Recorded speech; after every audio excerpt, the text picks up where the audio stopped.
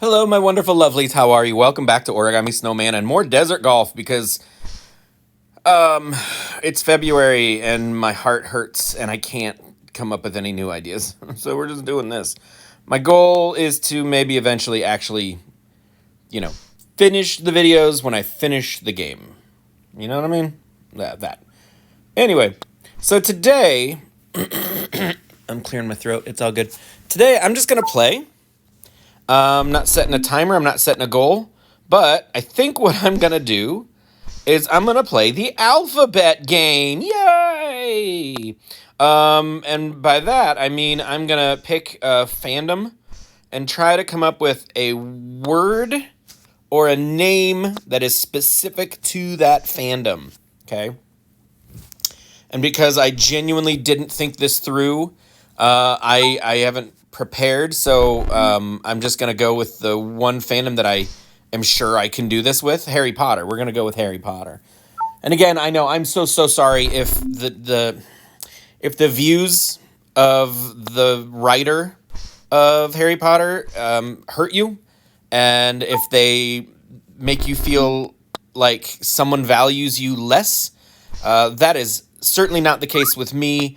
I mean, meaning I do not value you less. Not in not no no no no no. I think whoever you are extremely important and you are extremely valuable and you are loved and you are welcome everywhere that I have the authority to welcome you. So I'm sorry that not everyone loves as freely as everyone I feel like should, but that's just the nature of human beings. Sometimes we can be shockingly cruel. That being said, let's talk about Harry Potter. Starting with A, I'm going to go with Albus Dumbledore. Albus Dumbledore. He is the headmaster of Hogwarts and Harry's mentor, and also, not great at bringing everyone in on the plan. So, there we go.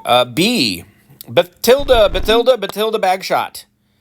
She is a famous magical historian. She wrote a history of magic, a bunch of like the textbooks that they use at Harry Warts. Oh my gosh, at Hogwarts, and she ends up a character in the last book, and well, or rather, maybe not. No spoilers, but she's mentioned anyway. Let's see, Crab. Vincent Crabbe. He's one of Draco Malfoy's cronies, one of his little buddies, one of his not too bright pals. And in fact, the entire Crabbe family, not the entire Crabbe, that's not fair. His father is a Death Eater. We'll just say that. So they're not great, the Crabs. Surprise. D. Let's go with Draco Malfoy, who, let's be perfectly honest, not great, but definitely a product of his upbringing. I think that had he been raised in a different situation, a different scenario, Draco could have actually been a decent human being. And you could tell there were scenes, there were moments where he wanted to be on the right side of things. But the propaganda was too strong, and he just couldn't overcome it, and that's hard. So all right, D-E. Let's go with E. Ernie Macmillan. He was a Hufflepuff, kind of pompous, but you know what? He was a friend. He was a friend. Now, there we go. I don't know that he did anything particularly noteworthy or heroic, but you know what? Sometimes a friend, that's the best a person can do. And I think Ernie did a good job. So good job, Ernie. F. Fig. Mrs. Arabella Fig. She was Harry's baddie, cat-loving neighbor. She was actually a squib, meaning she was born into the wizarding world, but had no magical powers of her own. And so was sort of forced to go live among the the Muggles. Another notable squib with an F name was Filch, Argus Filch. It's interesting. They both love cats and they both have the initials AF. Wow. They are non-magical AF. So anyway, Mrs. Fig, she actually was Harry's neighbor down the street. The Dursleys knew her and sent Harry to stay with her whenever they needed to get rid of him. And so, but they didn't know that she was a squib. She didn't know that she was actually there at the request of Dumbledore. So, another secret that Dumbledore just couldn't help but keep. Hole in one. All right. G. Goyle. We did Crab. Let's do Goyle. Crab and Goyle, they were, they were Malfoy's muscle. They were dumb, and they just sort of did what they were told. That's pretty much how it is. So, Goyle. H. Hepzibah Smith. You thought I was going to say Harry Potter. I'm not doing Harry Potter. Wait, H, E, F, G, H. Yep, H. We're on H. Hepzibah Smith. Now, if you've not read the books, you will not know who Hepzibah Smith is. And there's a good chance that if you've read the books, you still will not know who Hepzibah Smith is. Hepzibah Smith was a direct descendant of Helga Hufflepuff. And she was a collector of sorts. She had all sorts of relics and rare items. And when Tom Riddle left Hogwarts and worked as basically a requisitions agent for I can't remember. The shop in Nocturne Alley.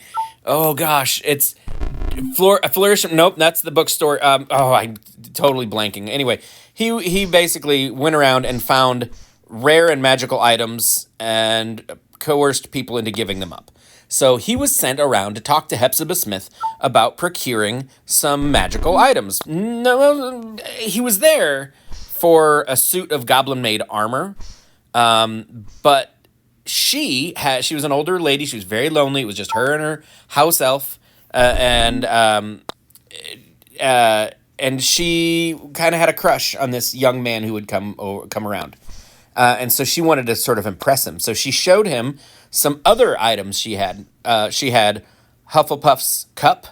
It was the golden goblet of Helga Hufflepuff, and the locket of Salazar Slytherin, which she could not have known once belonged to Tom Riddle's mother. So it was, rightfully the property, according to him, of Voldemort. He saw it as his own. Anyway, so he killed Hepzibah Smith, took the cup, took the locket, blamed it on her house elf. Hokey was the house elf's name, and no one ever suspected. And he used those items, the cup and the locket, he turned them into Horcruxes later. So, I talked a lot about Hepzibah Smith, probably more than they did in the book. Let's talk about I. Why can I not think of an I?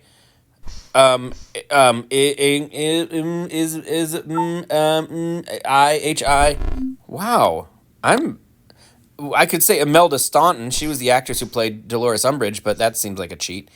I'm really drawing a blank on the I's. Isengard. Nope, that's Lord of the Rings. Hello. Goodness. Somebody right now, hopefully, is watching this, shouting, screaming at their phone or computer or smart TV. Holy crow, look at that. Ingrid, Isadora, Isabella, I know there's somebody, I'm just literally not, it's not coming out of my face hole. We'll come back to I. J. I feel like there's a Weasley with an I name, and I'm not getting it. I'm just, a J, that would be, oops, I thought I was going to get it. You thought I was going to say Ginny. It's not Ginny, no, because that was a G, stupid. I'm, again, drawing a blank on J's. I'm so annoyed right now. I'm coming back to I and J. And then K would be Crumb. Or Creature, Victor Crumb or Creature the house elf. Also, those are good. Oh, Igor Karkaroff would be a good I. Also a good K. Now we just got to get that J out of the way. Joe, Jerry, Jeckelman, Justine, Jemima, Jammy Dodger. We'll come back. We'll get it. So we got Igor Karkaroff out of the way. We're all the way up to K. We still have J to do. L, Luna Lovegood. Let me just say, I'm not a fan of the Ravenclaws for the most part. If you read the books, you'll know that all the houses, they pretty much stick together. Okay, they defend their own. They've got each other's backs. Even the Slytherins are like, listen, I can only do so much to help you. You gotta pick up some of the slack, right? Even if somebody's lagging behind, they're gonna come on, get it together. They want to be unified. They want to be a cohesive house. Not the Ravenclaws. The Ravenclaws eat their own. They are pompous, and they are cruel, and I'll have none of it. I'm sorry. Luna was the best of them, and they were rude to her. They were mean to her. They stole her clothes. They teased her, and not interested. Sorry. She would say things like, the Crumplehorn Snorkack exists, and they'd be like, that's ridiculous. That's the dumbest thing. Those don't exist. Hey, we're going to go study, unicorns and Grindylows, like, really? You believe in all these other things, but you refuse to, consider the option that maybe there are some magical beasts we haven't discovered yet. Ugh, they're just annoying. And Luna was so good. She was she was heart. She was so much heart. And, I will tell you this. If you remind me in real life of Luna Lovegood, I'm going to like you. I'm just going to like you automatically. And I've got one human being in mind right now.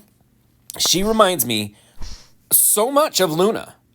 It's just her just joyful nature and her refusal to be anything but herself. And she's just delightful. Alex, I'm talking about you. And you'll have to tell me later if you watch this video. So, Luna Lovegood is awesome. And, that was my L. M, Mad Eye Moody. He's an interesting character. We didn't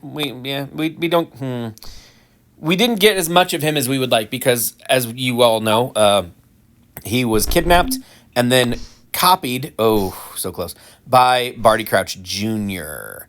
We thought we knew him. Harry thought he knew him, but we didn't know him. We see him later, and he's slightly different. He's got some different personality quirks. He's a little more jittery. He's not quite as... I think Mad Eye was better when Barty Crouch Jr. was being Mad Eye. The real Mad Eye Moody is a little skittish, not quite as gung-ho. He's been through a lot.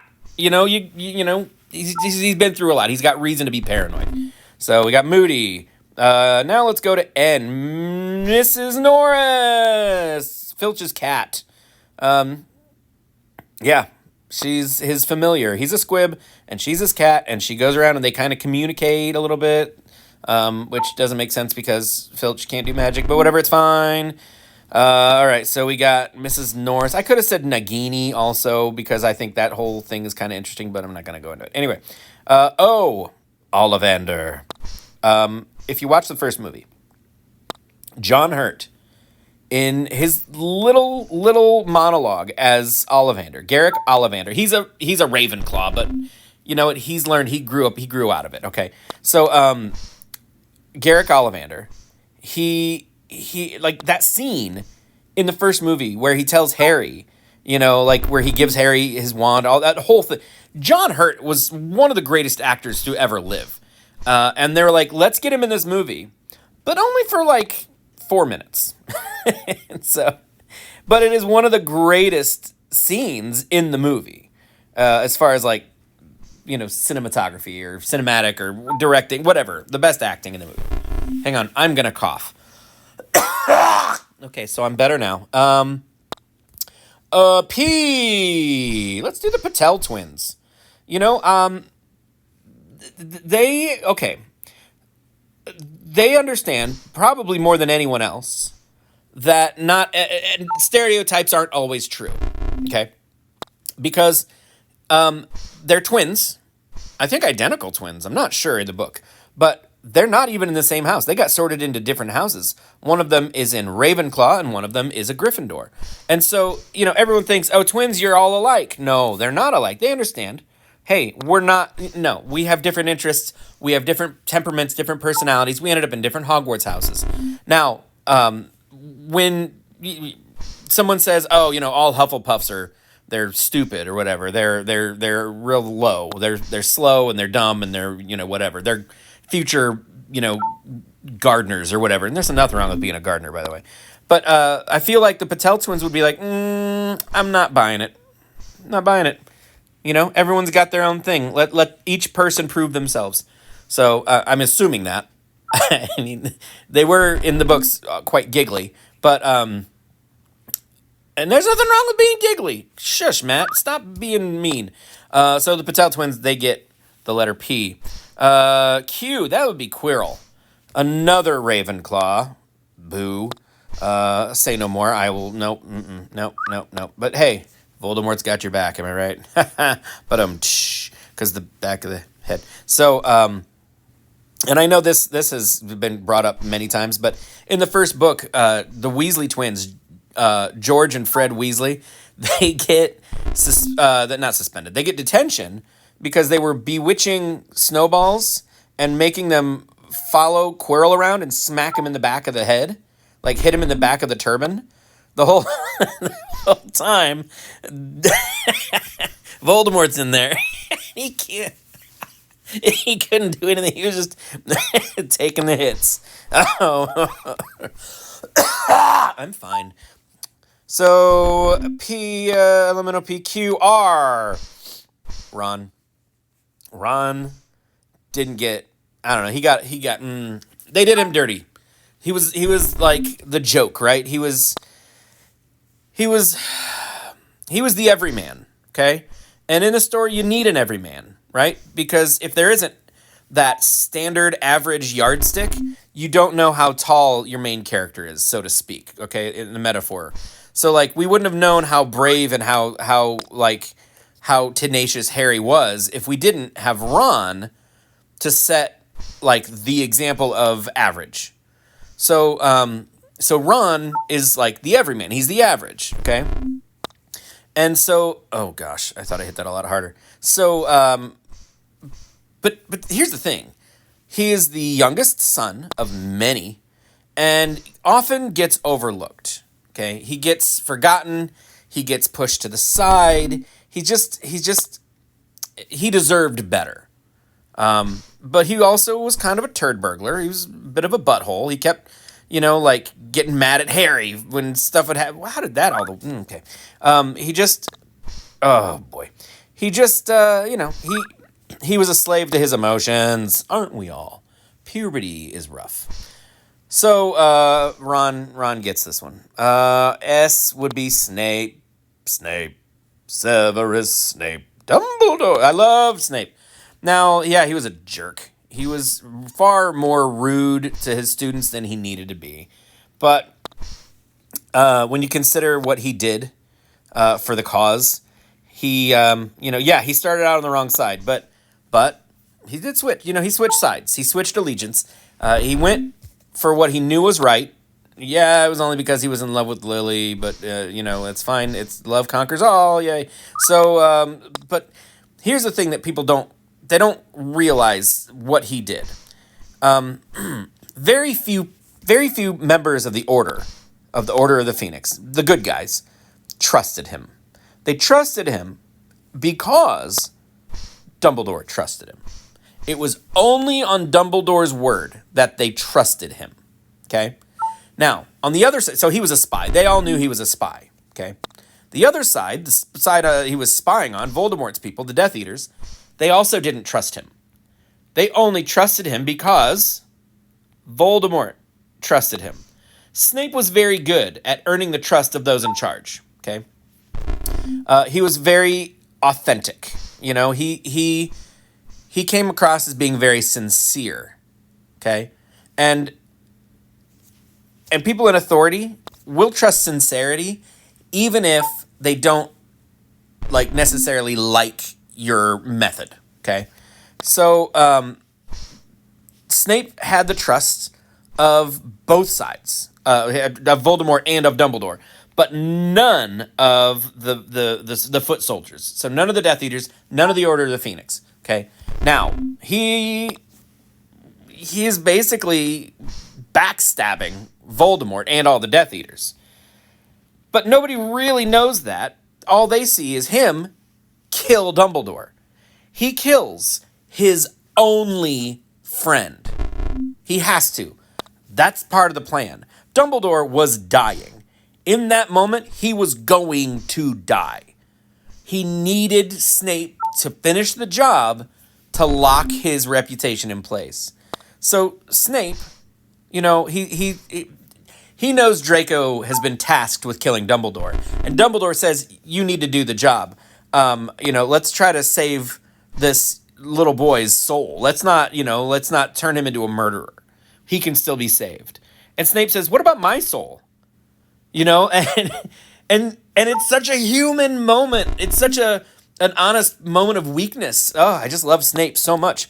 But he kept his word. He kept his word to Dumbledore. He kept his word. I'm going to protect Harry. I'm going to give Harry everything I got for Lily. And every time he looked at Harry, he saw the woman that Lily chose over him, because Harry looked exactly like his father, except for his eyes. And that is what Snape saw as he died. He told Harry, look at me, which is a little weird because he was like, I'm in love with your eyes, Harry. So that's a little strange, but we're just gonna pretend that didn't happen. So Snape, yes. ST. Why am I stuck on T? Why can't I? The T should just come straight. Boom! It should just be there. T. Trademark. Timothy Chalamet. Trout? Was there? There wasn't a trout, was there? Trout. No, because I remember why I'm thinking trout. It was Dumbledore's friend when he called Rita Skeeter an old trout. That's what it was. Trelawney. Yeah, Sybil Trelawney. She was the divination teacher. And here's the thing: people were like, she's an old fraud, but she wasn't. So many of her predictions were accurate. She, when she says, she comes to the table at Christmas, and there are 12 people sitting at the table, and they invite her to sit down, and she says, no, then we'd be 13, an unlucky number. When 13 dying, the first to rise is the first to die. But here's the thing. When she approached the table, Dumbledore stood up and welcomed her to the table. Now, Ron had Scabbers with him. Scabbers, as we know, was Peter Pettigrew. He was an animagus. So there were already 13 people sitting at that table. Dumbledore rose, and if you look down that list of those 13 people, he was the first to die. Other times when Harry's on his way to meet Dumbledore, and he sees Trelawney coming down the hall, and he hides. Trelawney is shuffling through a pack of cards, and she's reading tarot type cards, and she says, a dark young man who dislikes the questioner, and she said that can't be right. And that card, the dark young man who dislikes the questioner, she being the questioner, the dark young man being Harry was in a little alcove right next to where she stopped. So that card is referencing Harry. She just didn't have enough information to go forward. And so she didn't realize that how right she was. She was so busy looking inward that she wasn't looking outward to compare what, Anyway, so Trelawney. Sorry, I'm taking way too long on these. Ugnaughts. Nope, that's Star Wars. Umbridge. Dolores Umbridge, the only character, oh, hello, worse than Voldemort. She was awful. She's a, she didn't break any rules. Oh, well, she did, but like, that wasn't her thing. Her thing was change the rules so that I don't have to break them to get my way.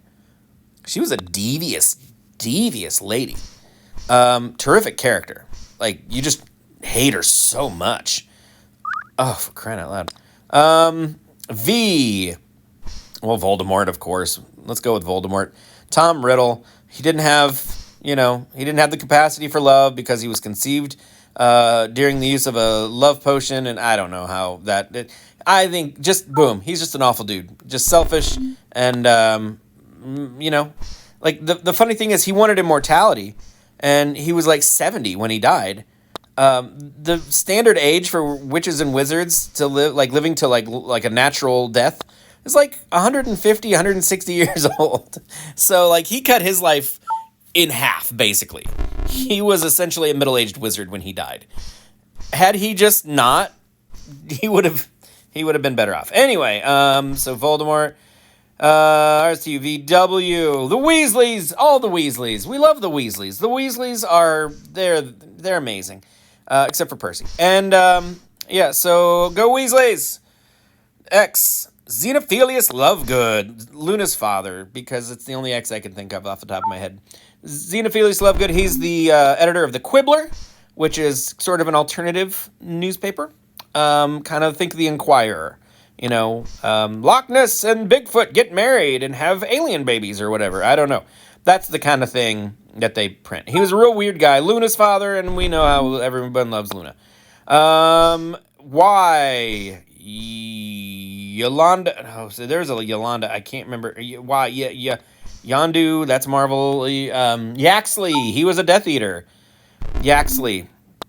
What can we say about him? Nothing. Z.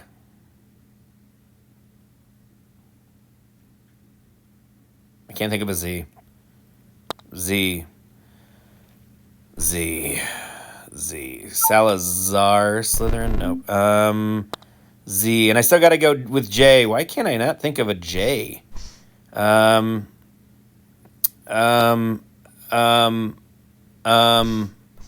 Jay-Z. Oh my gosh, you guys. Beyonce. Nailed it. Awesome. J and Z. You'd think Z's would be way more common. Ziffo, is it Ziffles? There was a Z. I want to say it was like Ziffles. I want to say it was like a candy store or something like that. There was a plate. Oh man. Zonko's, the joke shop. There we go. Zonko's joke shop. And J, I can't do the author. I won't do her name. I'm not going to say it. J.R.R. Tolkien.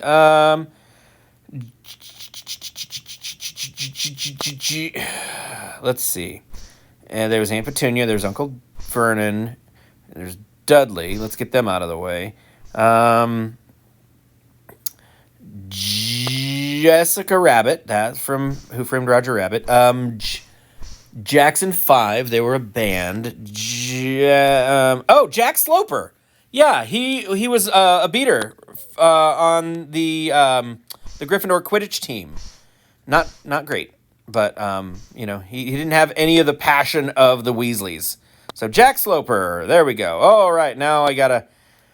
Oh, I'm stuck. I don't know. This is gonna be a tricky hole. I think. Maybe I can. Oh, blast. Anyway. So, I can't believe that was so hard. And here's what's annoying. I'm going to Google Harry Potter characters, and I'm going to see so many Z's, and I'm going to see so many J's, and I'm going to see so many I's, and it's just going to it's going to frustrate me. Wait a minute. What was the girl, Bobattens, what was her name? Fleur Delacour. She wasn't any of those letters. Get out of the thing! Okay. I really want this to end right now. This would be grand if it could be over. Oh, so what was your... No, I can't talk in... I don't want to give any spoilers more than I already have. Um, let's see. So what's your Hogwarts house, everybody? I'm a Slytherin. Proud to be a Slytherin. If I wasn't a Slytherin, I would want to be a Hufflepuff. Because, I don't know, I think Hufflepuffs, they're more understanding. They're more patient. Because as they don't quite fit in anywhere else, they have all sort of learned that patience matters. Patience is important. And I'm trying to do a thing over here. Don't mind me. Okay, I can't do it. So like they just kindness and love, right? They're hobbits essentially. They're like, we don't want any trouble. We don't want any strife. We don't want anyone to get their feelings hurt. Can we just have some snacks? They're awesome. You gotta love them. The Ravenclaws, they're pompous. They're just, I don't know. Like, they're judgy. Now, Slytherins, yes, we're judgy, but we also know it. And we're like, maybe we shouldn't be so judgy. You know what I mean? Oh, no, that wasn't what I wanted to do. My thumb slipped. Dog, blog, and flog, and crog. All the things that rhyme with that. So, one thing I don't talk about nearly enough are Marvel movies. Yeah, Marvel movies. I did just finish watching Loki season 2, finally. It was quite good. I think I maybe have talked about that. I don't remember what I talk about. My mouth runs a lot. So, what do you think? Do I know too much about Harry Potter? Probably. For a middle-aged man who was already very much an adult when those books came out. Yeah. This isn't going well. I'm up to 33, and I'm out of content. This is terrible news. One thing that I think this game could do is maybe, like, for every hole-in-one, flip, you get a pass coin. You know what I mean? Like, you get, like, a little coupon, where you're like, no, this hole's too hard. And, like, you get to play. Like, you know what I mean? Or after you've taken so many hits, you, oh, that was good. Oh, yay, that was good. Oh, whew. All right. Oh, there we go. Over the thing, off the thing, into the thing. That's not going to happen. But the beauty of this game is its simplicity. When you open up the app, there is no screen, like no title screen, no ads, nothing. No instructions even. It is just this. That's it. It's awesome. I really would like a hole-in-one. Let me see if I can do this hole-in-one. Pretty good. Well done, Matt. Thank you. You guys are amazing and awesome. Thank you so much. Every time you watch these videos, it makes me so happy. I love you guys to death. And if you haven't subscribed, that would be incredible. It really, it helps me out, boosts my ego. It tells me that, hey, maybe these videos are worth making. And I do want to make some different content in the future. But for now, looks like we're going to be doing this for a bit. Anyway, thank you so much for watching. I love you. Goodbye.